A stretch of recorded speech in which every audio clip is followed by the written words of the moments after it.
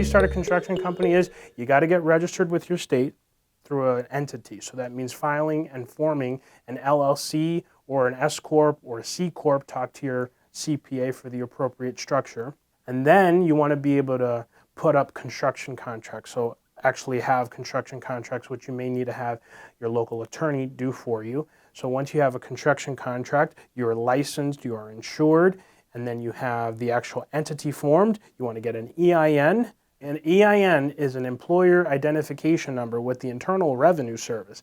This is what allows them to identify how much money your company has made. You need a bank account. You do need a business bank account. So you need a business bank account so that you can deposit the checks that you're receiving from customers. Then you need a CPA.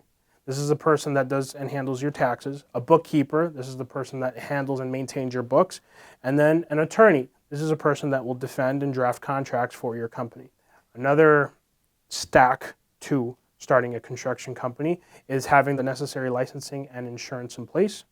After you have the necessary licensing and insurance in place, then you need to go get customers. And that involves advertising, and that involves maybe signing up for certain platforms that connect you to homeowners, connecting with local real estate agents, connecting with local architects, just being in the industry in your local market so that people are aware of who you are and how to connect with you and your company. Then you want to get employees. These are individuals that are going to actually do the work that you get hired for, your company gets hired for. And then you need to establish relationships with subcontractors.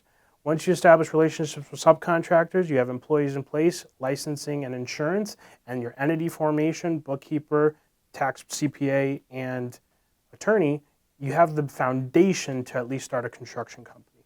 Then your next goal is to sell as many contracts as possible and continue growing the business.